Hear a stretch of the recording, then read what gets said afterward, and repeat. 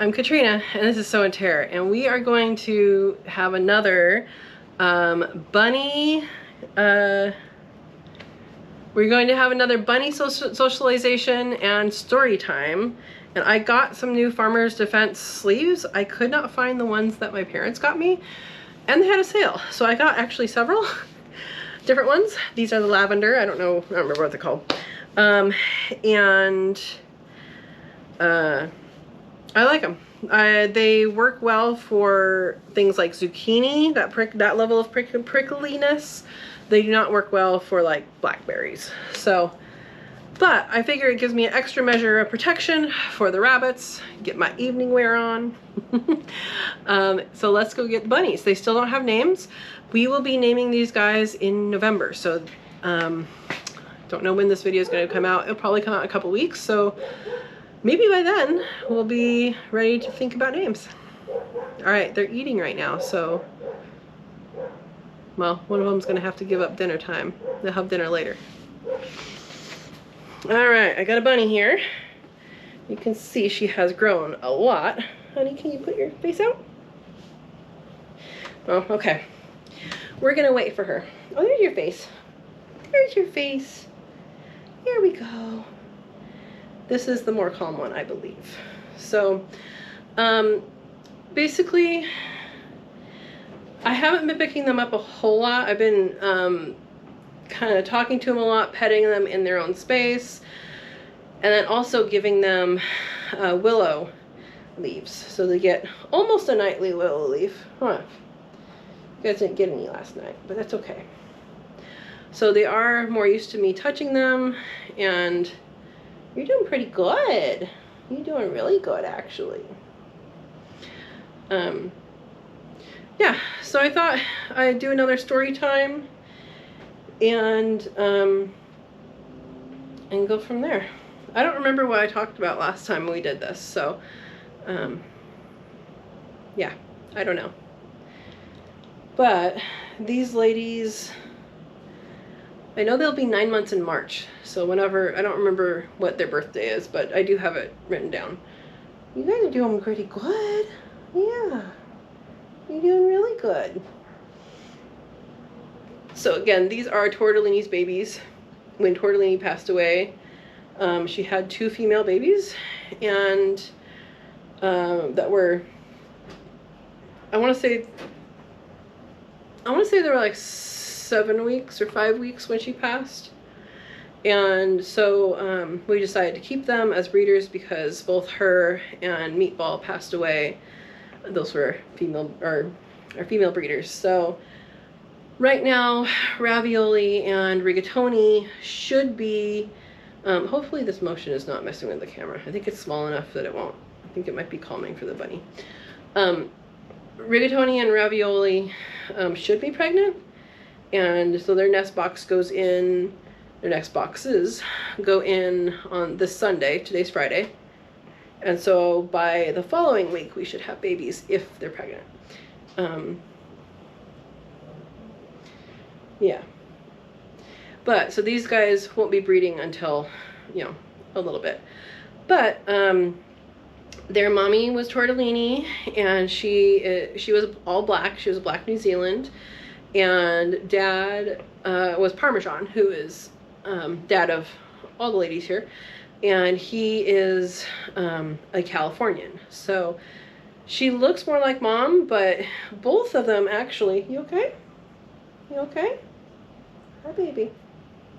Both of them actually have developed some white spotting. I'm not going to show you right now, but I'll show you maybe later.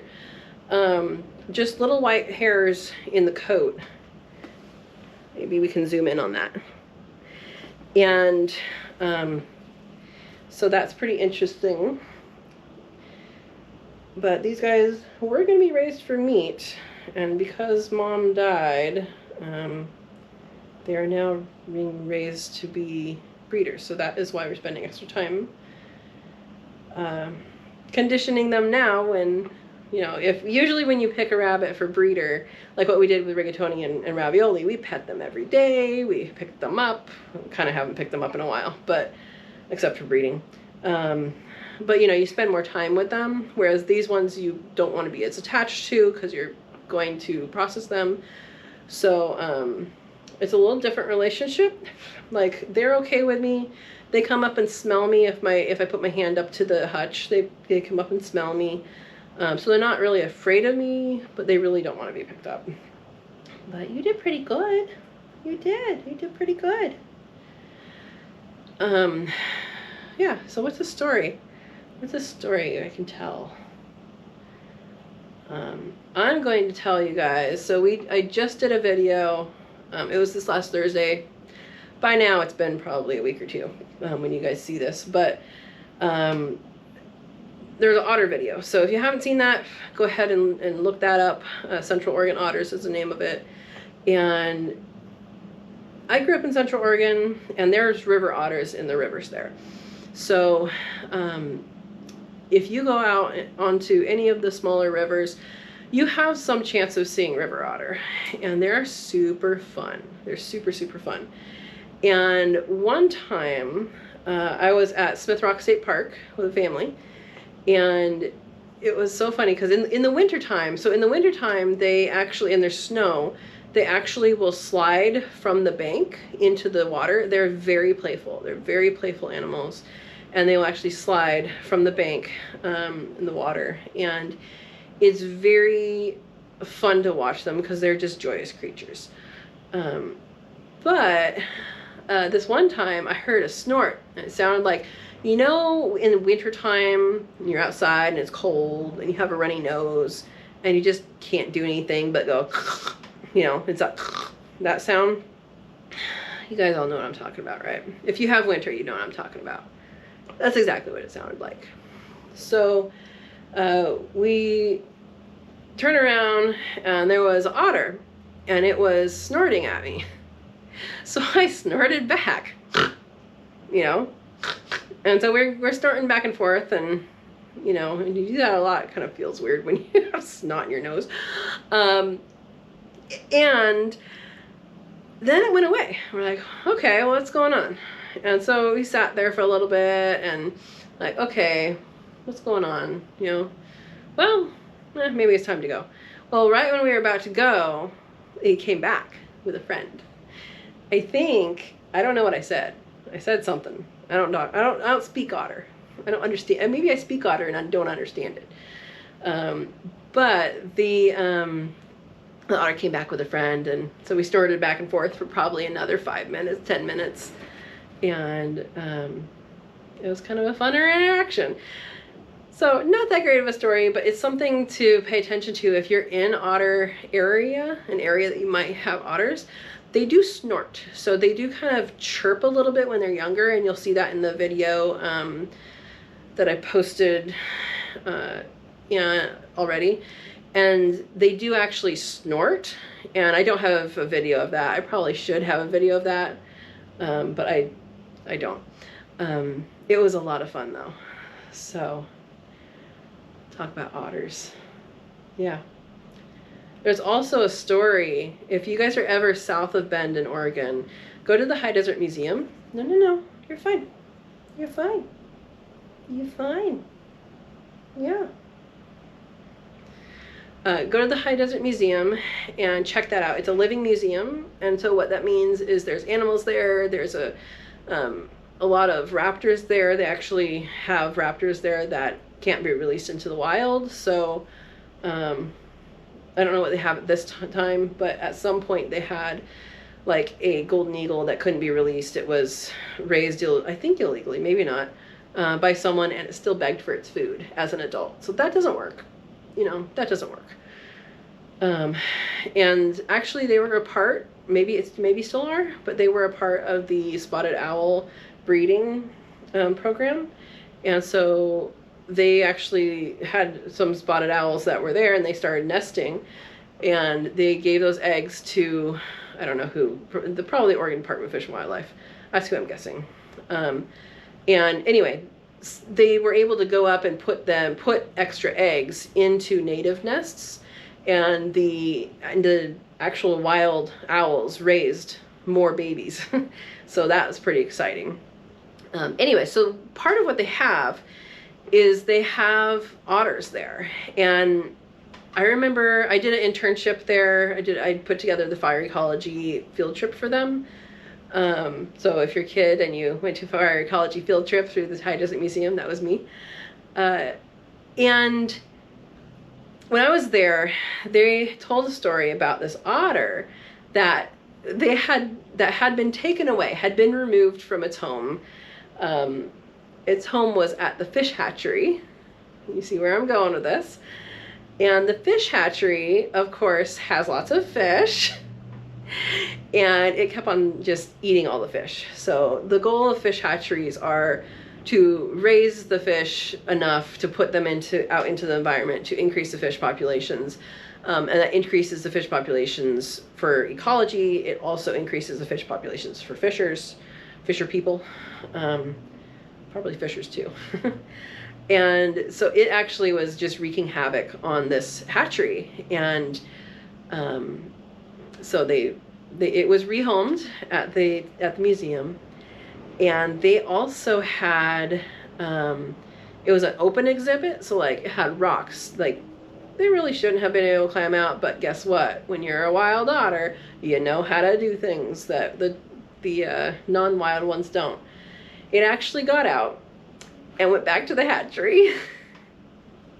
So that's the story that they told. I don't know when that happened exactly. I just know that's the story that someone told me when I was there.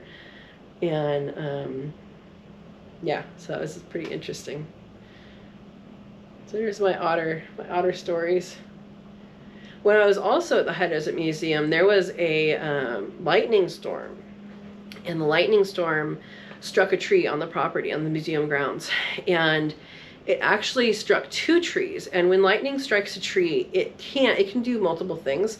But one of the things it can do is it can peel off the bark where the strike occurs. And this strike was peeled off one tree towards the top, and then part way over it jumped to the next tree and peeled off the bark the rest of the way down. And it actually went behind a birdhouse. So you would have thought that the nails that go into the tree for the birdhouse would have conducted more, but it didn't. It went straight in between the nails, straight through all the way down to the ground. So that was pretty interesting to see. And that was a very, very good thunderstorm there. So they also, I'm just going to tell stories about High Desert Museum. They also had porcupines. The porcupine exhibit is no longer the same, but when I was there, they had an open air porcupine exhibit. Again, they don't really climb out, but there's no reason why they wouldn't be able to. And they thought they had, I don't remember if they thought they had both males or a male and I think they thought they had both males or both, I don't know.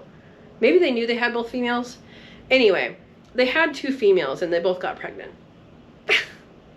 Well, a wild porcupine had climbed in, done his duty, and climbed back out.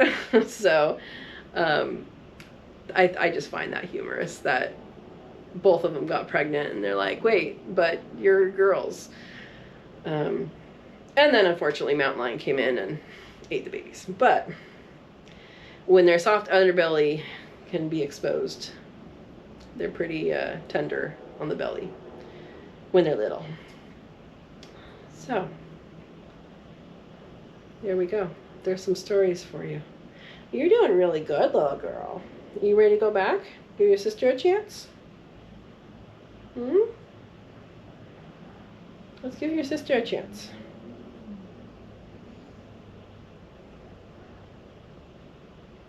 You're doing really good.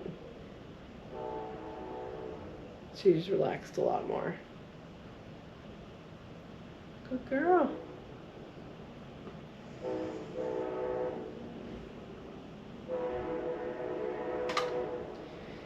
You are shedding though, honey. And I am doing this in the screen and porch and the door is closed, so if she does get loose, if either one of them do get loose, then, they're not going to get very far. They're going to be in here somewhere. All right, you ready to go back? Okay, here we go. Close your eyes. What? You getting ready? You moving your feet? All right, baby. I know. I got you. I got you. Here, you want to go in my armpit again? Here. Oh, hang on. No, no, no, no, no. You're fine. You're fine. You're fine.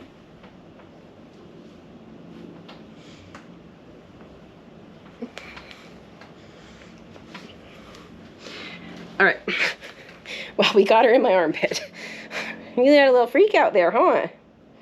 You're all right. All right, so this other one is not quite as into it, are you? Can we hide your face? See if we can get you used to me? All right. So they definitely have two different personalities. One is much more calm, much more okay being touched and being loved on a little bit, but she is not that one. But luckily she's also not like confrontational, so she doesn't like, you know, bite and kick and that kind of stuff. So we just need to spend more time with you, huh?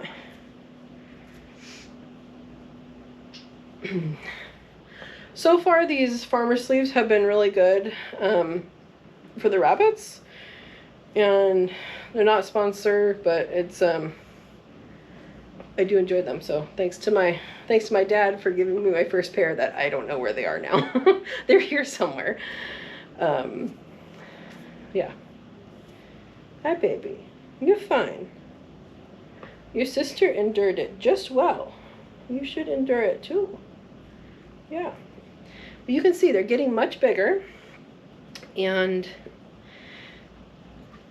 so March is when they'll be ready to breed. So March, February, January, December, November, October, September, August, July, and June. So they were born in June. Yeah.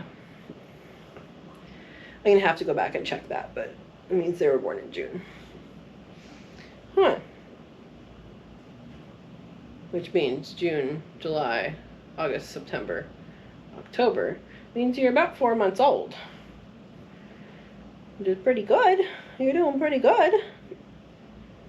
So once we name them, we're going to put them in the racking house with the chickens. Obviously, right now it's just chickens with nobody above them. But we'll put them in there. Until then, I'm fine with keeping them in the same hutch.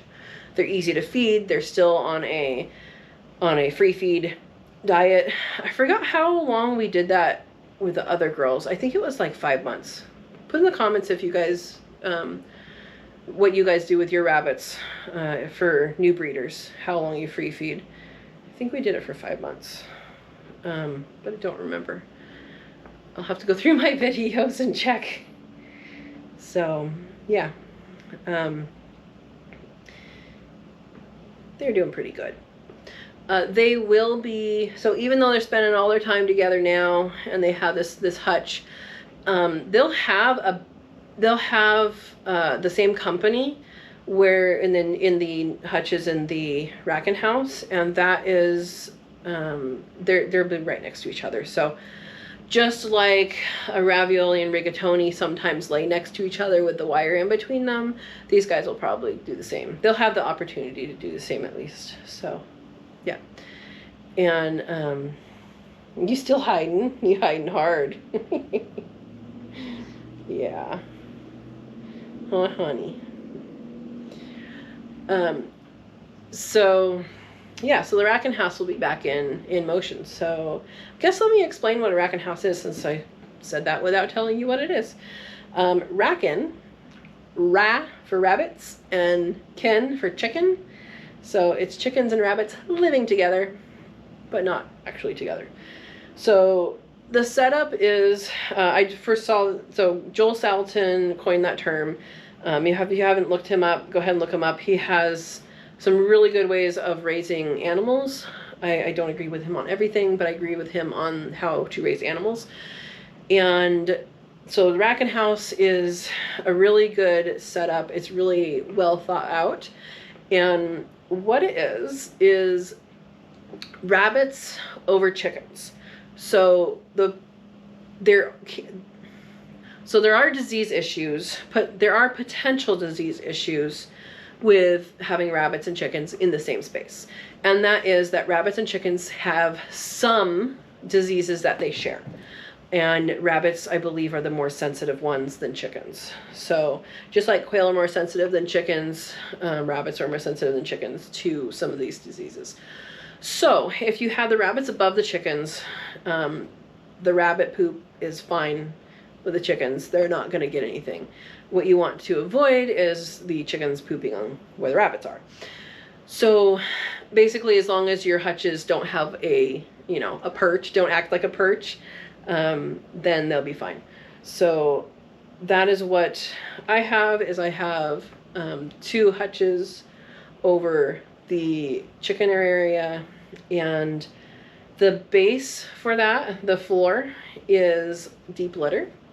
And I have lots of videos on deep litter. You guys want to check those out? Maybe I'll put a link up here to the playlist for deep litter or compost. I don't remember what I have. And it's really amazing. You put wood chips in there. You put leaves in there. You put, all sorts of stuff in there. Wood chips are the base. That's the carbon. And then the nitrogen is the chicken poop and the rabbit pee, and then more nutrition with the rabbit poop. So you have all of this stuff. It's a dynamic decomposition, and because it is about 18 inches, so 18 inches to 2 feet deep, and you can go deeper than that, of wood chips, no cedar, then it will be perfect for a compost pile. So you're basically having the chickens be your compost managers, and they churn up so much stuff anyway, and they poop, and they churn in their poop, and they churn in the rabbit poop as well. The only time they don't keep up sometimes is when they have babies and the babies are older. But in that case, you need to get in there with a pitchfork or put some scratch on that, and they'll scratch and go like, oh yeah, there's some stuff here, and they'll pitch in again. Or you can have more chickens. Now I only have 3 chickens, so there you go. But that is something that we're doing here, and it works really well. And the result is compost. So I get free wood chips, and the work for the chickens is free, and then I get free compost. So that is good. Chickens and birds, so your quail too, they have what's called hot manure. That means they're high in nitrogen, and that means that the hot manure is something that is it burns plants. So I'm doing bunny ears. I'm doing bunny ears around that because air quotes, because it doesn't actually burn the plants, but your plants will look burned. So it's basically a nitrogen boost that's way too much. Just like if you overdid it on your vitamins, say you took the whole bottle of vitamins, do not do that. You're going to get way too much of something, probably way too much of lots of things. So it's kind of like that, and it affects the plant negatively. So that needs to sit and decompose, and whether that's in a compost pile or by itself or whatever, that needs to sit and decompose before you put it on your garden. And what's key about this, people say about 6 months. However, if you're in a wetter climate, and let's say you're in a wet, warm climate, that's going to happen really, really fast. You're going to get that turned over really, really fast. If you're in a warm, dry climate, that's going to, you're in a cold, dry climate, it's going to be worse, right? But if you're in a dry climate, that decomposition happens at a much slower pace. So things you can do to speed up that is to churn it regularly, which means the chickens do it every day for you. So you don't have to do it if the chickens are doing it, right? And then if you're doing the, you have a little twitchy there, honey. You should relax. You relaxing? So the chickens churn it for you. The other thing that helps is to add water, and the rabbits do that. So chickens and quail do not pee, and so they don't have any water other than that comes out of them other than what's in their poop. And so having the rabbit pee there is actually quite beneficial for the compost pile, the composting process that's happening underneath. So it's pretty cool. Yeah, it's pretty cool. And it's really, really a neat system. And the chickens do all the work. So all you have to do is keep adding browns if there's, or start with a lot of browns, which is the wood chips, the non-cedar wood chips. Start with a lot of browns, and then you can add more. So if it's smelling, that means that either it's not being turned enough or it needs more carbon, which is the browns, which is the deep litter. And at some point, usually like every year, you know, if you're in a different climate, it might go quicker, but I would say every year, you don't have to, but you can sift out the compost and use that compost. You got a little twitchy, sweetie. What's going on with that? I'm getting a spot and she twitches right here. You are shedding. I know you're stressed. I'm trying to get you used to me.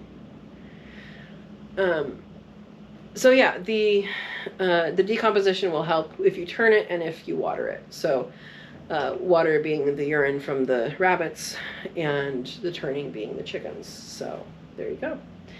And if it is an active compost, then you're less likely to have like disease issues. You okay, sweetie? I don't want you to get too warm. She is shedding like crazy. I know, you're stressed. I know. Can you put your head out? Hmm?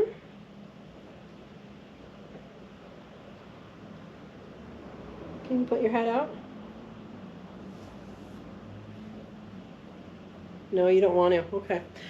I'm going to put her back because I think she's a little stressed. I think she needs smaller amounts of time. The other one is perfectly fine. All right, you ready to go home? I'll take her home. Good girl. So, thank you for watching. These farmer sleeves are working well for handling these rabbits that are not quite tame. And I have no idea if they'll work well for like an actual scratch, but they're working well for, you know, picking them up and stuff like that. So it's good. So thank you for watching. I hope you had a good time with story time. I've only done this one other time, so I don't really know if you guys like this format. If you like this kind of chit chat while I'm doing something, or doing, you know, looks like I'm doing nothing, but it is actually doing something. And I think hearing my voice while they're being held, while they're being pet, I think is beneficial and probably more calming than just sitting there not saying anything. So I figure instead of just talking to them, I would talk to you guys and have a good time. So thank you for watching. If you like this video, hit the like. And again, put in the comments if you like this kind of format, if you want more of it, if you're like, I don't know. And we'll go from there. So thank you for watching. If you haven't subscribed yet, consider subscribing, hit the bell notification, select all so you get all the content. And have a wonderful day.